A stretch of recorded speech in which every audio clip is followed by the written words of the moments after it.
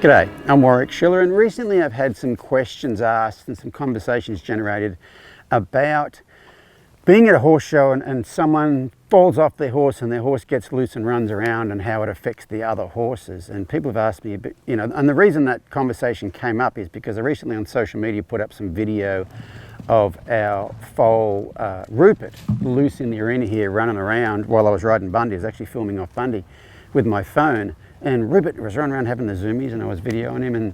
And when I put that up, I said something that I do as a matter of course training horses is have them loose in the arena while I'm riding other horses. And that's not why I had Rupert in here. He was just in here having a run around. But yeah, when I posted that, people said, so you would actually ride around with other horses loose in the arena? And I do it all the time. Recently I put a video up here about teaching your horse to slow down off two reins if they ever get wound up on a trail ride where there's not enough room to bend them around. And in that video I was galloping around here, and this horse Oscar, who's Robin's old gelding, and Robin's horse, her stallion Ray, who was over there, they were both standing out here, and I was zooming around, and they weren't really bothered by it.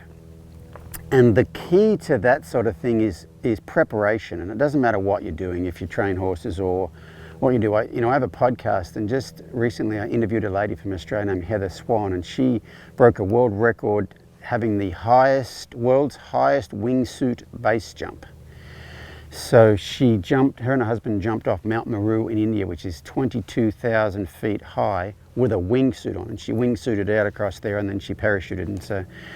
And her telling me the preparation for that, I mean, it took them 3 weeks to climb to the top of the mountain from the base camp.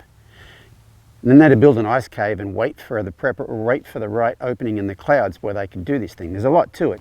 But the thing I loved about it was she's prepared for every outcome, whether those outcomes come or not. And so it doesn't matter if you base jump or if you... I remember I was in England, and there was someone who was a lawyer at a clinic. And she said, the thing about, and she was a trial lawyer, and she said, the thing about going into a trial, you have to have 100 rabbits in 100 hats. Now you only need 3 of them, but you don't know which 3 you need. And you're gonna have to pull a rabbit out of a hat.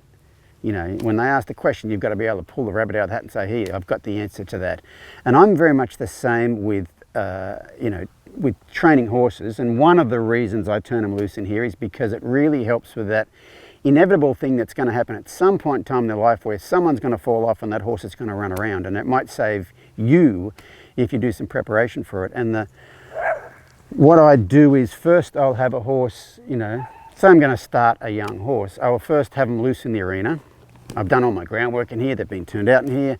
Then I'll have them turned out in here while I ride an older broke horse like, say, Bundy here, who is not really affected by them. Because see, the thing about horses, they are a herd animal, and they grow up in a herd, and if some member of the herd becomes excitable, usually it reverberates through the herd because there could be some danger.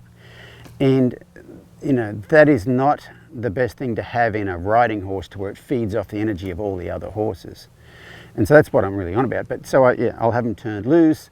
During the starting process, when I first start saddling them, I will also turn them loose in the arena. I've got an old saddle, it doesn't matter if they roll in it or whatever, and I'll turn them loose in the arena with that saddle on. I also ride other horses while they're turned loose in the arena with that saddle on. And a lot of my earlier YouTube videos were filmed at a big training facility around here where I trained at the time.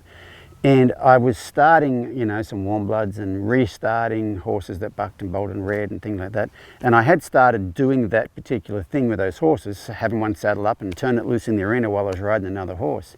And the guy that owned the place told me, he said, hey, you can't do that. And I said, why not? And he says, because it's dangerous. That's a liability, having that horse loose in there.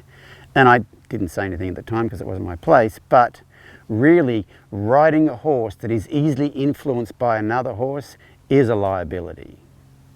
You can look at that 2 ways, like, oh, that's dangerous to do that. Yeah, every horse is going to, at some point in time, every rider is going to be at a situation at some point in time where they're on a horse, another horse gets loose. And your preparation leading up to that will have a lot to do with how well you survive that situation. And so, yeah, I do it quite a bit. I have these guys out here. I just do it as a matter of fact. And in the end it just becomes really no big deal. So anyway, I hope that gives you some ideas about that sort of thing. See you guys next time.